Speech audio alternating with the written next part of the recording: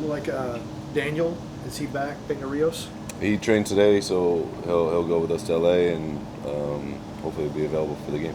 And I think I saw Morales was down there with the twos, or did I miss that? Yeah. So he's not going to be. No. Okay. Is that like a rest of the season thing, or just for No, them? just a game like we do. We take the 20 that we got. The other guys that aren't going, it's good for them to get a game. Efrain's did a great job when he's had first team minutes, and also great for him to get games at any chance we can give him. I've had 3 sessions now with Alexi. How's he looked? Yeah, great. I'm just happy to have him here. Integrate him to the team as quick as we can. This was his 3rd session today, so he's getting to know his teammates. He's off the field, obviously, and then on the field as well. So it's so early, with a player, but I think you can tell the qualities that he does have. You can tell the type of person he is, the way he interacts with the guys. So that part's really important.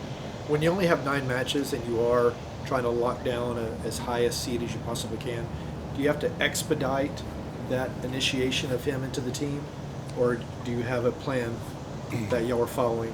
There's always a plan, right? There's always a plan that we go into it, and making sure that one, we get the player integrated to his teammates as quick as possible, and also at the same time as safe as possible. He's obviously not in season, wasn't in season in Italy, and then getting him the preseason that he did have, and then getting him up to speed, and then also getting him up to speed with his teammates. So, it's a tricky one because you want to. Can he go right away and play as much as he can? Also, is he familiar with teammates? Those things. So, there's a plan in place, and we'll follow that. But also, we're trying to win games, and he's aware of that, and so he's an understanding of everything. There's a lot of communication going on. So, who puts that plan together? Out of curiosity. It's collaboration. Like it's everybody. I'm everybody. Okay. Yeah. Is he able to start? Do you think, fitness-wise? I don't know. I mean, we'll see. We've had 3 sessions with him. We've had a lot of communication with him when he was in Italy. The big thing is that he wasn't in a team environment playing with other players. So, and if he was with his old teammates playing, it's one thing, and then you're talking about integration into new teammates, but he wasn't. So it's we were in communication about what he was doing. They were sending information over, and then the sessions that he's had with the team have been good. Putting him into a game off the start, we'll see if that makes the most sense. We'll see. You played a couple games with him without him now, but when you lose a player like Thiago Almada, so ball dominant, wants to be on the ball, constantly showing for the ball, and is an outlet pretty much constantly throughout a game. How do you, not necessarily that you have to replace that, but like how do you go forward without having that kind of player in the lineup now, where it seems like Alexi is a little bit different in that sense, where he's not going to be as kind of dropping back to the back line to pick up the ball if he needs to. Maybe he is. I don't know. Are you asking more like the comparison of the 2 players essentially? Because we haven't had Thiago, right? Yeah, so you've seen what we've tried to do without him. Right. But now with adding Alexi in, essentially. Yeah. Yeah. I guess it feels like you have there's more options to be maybe a little bit even more indirect with Thiago in the lineup, just because of the way that he plays. And it seems like Alexi is maybe more geared towards being more of a forward in a sense, and is not going to be as impactful on the ball, like from back to front essentially as Thiago would have been. Yeah, he is a different player. His skill set is different. They're both quality players for sure. Yeah. The one thing and it's not a direct comparison, so this is what's gonna be hard, right? Is everyone's gonna go, is he Thiago? It was the same when Thiago was I don't know, Barco was Barco. Is Barco and Pitti, and then Pitti is Miguel. We always make these comparisons. So they're all different players, and they've all had different skill sets. And I think that'll be hard. But so it's not. Let's say this about Alexi and this not about Thiago or vice versa. So Alexi coming in to be a great player for us. I think that his skill set will help highlight the other ones around him. So that's the idea, is that he can play in higher spaces, that we can get him the ball, that he can now facilitate for teammates. So, and he can also hopefully create a little bit for himself. That's the idea. Whether he drops to get the ball on the back line, I don't think that'll be his skill set. Could he do it? Sure. But it'll be the idea that you get him in pockets of space in more advanced areas to then again help facilitate for the teammates that he does have, to hopefully get them really going. He's hopefully will be a complement to what we have, and help us and challenge us with what we've told them, challenge us to make us better in a lot of different ways. Seems like Saba is playing a little bit more on the left-hand side from time to time throughout games compared to earlier in the year, and he's certainly banged in some nice goals from that area. What have you liked seeing out of him on that left side? Yeah, I mean, he's got the versatility that he can end up, if we ask him to play over there, he can do it. Sometimes he ends up over there when he's playing on the right side, and then I watched him the other day play on the left side run, and then he went all the way to the right side and put a cross in the box. So if we can channel his energy towards one part of the field, great. And then that's why adding a guy like Alexi that hopefully can get him the ball in those areas where we want him. But yeah, I think he has some versatility to him. We've got a guy like Edwin that has now come back to more full fitness and has trained really well over the time we've had. So you got Shonday, that you got guys that are starting to compete a little bit in those areas. How nice has it been to actually be able to prepare tactical sessions and not just be recovering from previous games? Yeah, I mean, it's been great, to answer the question shortly. Like, the disappointing because we didn't advance in the Leagues Cup, and I am disappointed in that. The gratefulness that I have is that we got some work in. We really focused on ourselves we had 8 sessions really that we went after, and we got to focus just on ourselves and what we think we can continue to get better at, what we've been trying to attack without having any training time. It's I don't make excuses for it, but it was difficult. We're taking each game as it comes and using that as like trial by fire. Like, hey, did this work? Okay, no, it didn't. How can we be better or sharpen things up to get results? That part's important. And now we looked at it, and whether we looked at some data, we looked at our individuals, we had some meetings, and we really went to video. We did a lot of different things to really try to accomplish a lot out there in the 8 sessions, try to maximize that time, because although it seemed, I'm sure on the outside, everyone's like, when they haven't played in so long and all that, but like for us, it like went by like that, which is great because that means we were getting the work in, we were enjoying ourselves in the moment, and now we're ready to get back to compete.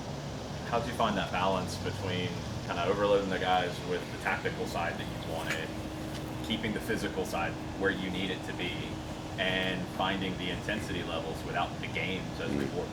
Yeah, I mean, we pushed the physical limits for sure. Like, we really got after it in terms of the training sessions to compete, because that's been a big part of it we've talked about for a while now, and now we were able to do it. So there was a lot of competition element. There was a lot about us, and whether it was a overall bigger tactical game, wasn't always that. It was certain drills that we were working on of like whether it's to switch a play or whether it's attacking transition drills.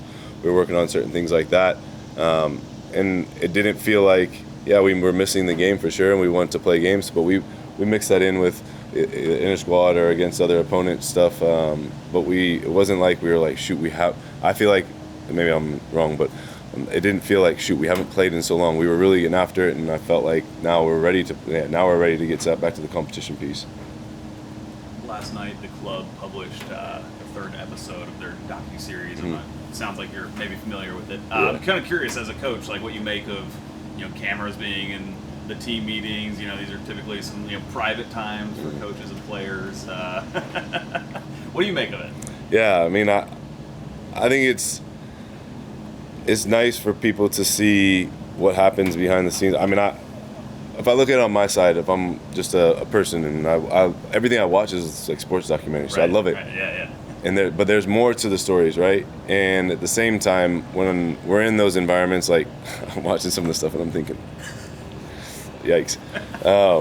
Not yikes, because that's me. Like what you get, the glimpse you see, I don't know you don't see the camera, you're really speaking to the team, and that's like part of the job with whether you're a player or whether you're a staff member. You're focused on what's going on there, and now I see you guys. Right. But Sorry. in the moment of the other things, like you don't see it, and so there's definitely some things that come out of me that maybe people don't see, and I definitely got a switch that flips in that emotional side. That when I get into it, like I'm very aggressive and I'm very passionate. I think that I want to win games. Oh wait, here's one.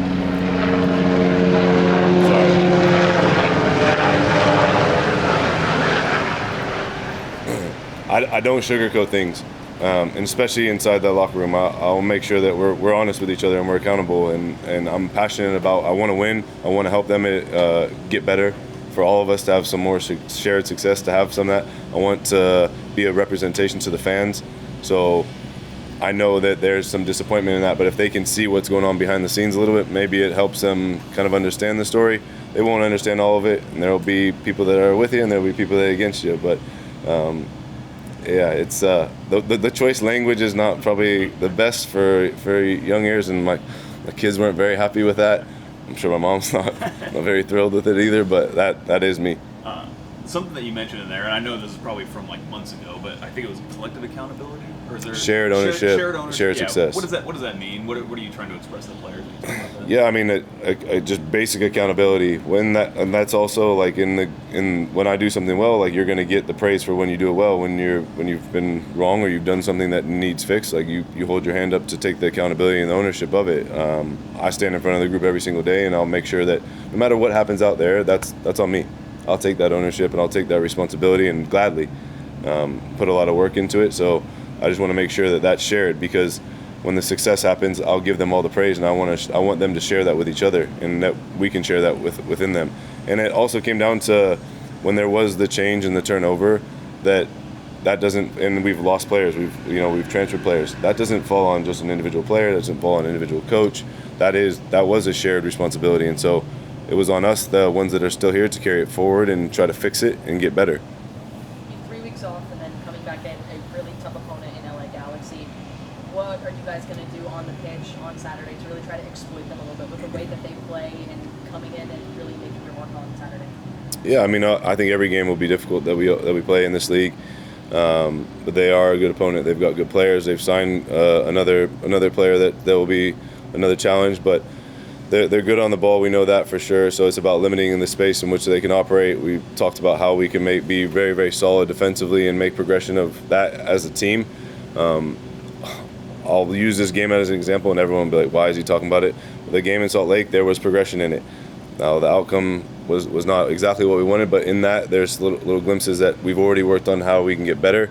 So that'll be a big emphasis in this game. And then when we are on the ball, I think they're a team that will allow us to, not allow us because they don't want us to do it, I'm sure, but we'll be able to play a little bit. So how we can exploit certain spaces they leave, and then turn the game in the way we want it, in the tempo we want.